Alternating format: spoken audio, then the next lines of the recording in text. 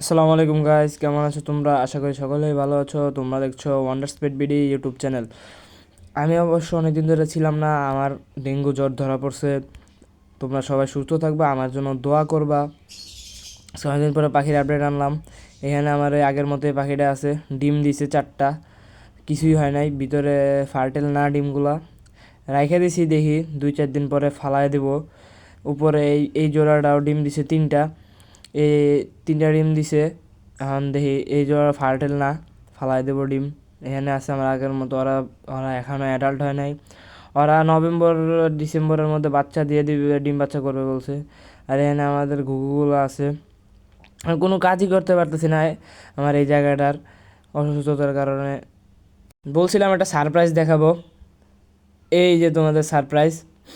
Love bird কিনে নিয়ে আসছি, কয়েকদিন হলো সফট ফুড খাইতে দিছি। সফট ফুডটা শরীরের জন্য ভালো পাখিদের। তোমরাও পাখি পাললে তোমরা সফট ফুড দিবা। লাভ বার্ড নিয়ে আসছি। লাভ বার্ডটা ইউইং লাভ বার্ড সম্ভবত, নামটা বলতে পারি না, কিছুটা সানকুনের মতো দেখতে। লাইটটা ধরায় দেই দেখি, এই যে দেখো। এমনিতে ফোনের ইয়াতে বেশি ভালো বোঝা যায় না, এমনিতে ভালো বোঝা যায় খালি চোখে দেখলে।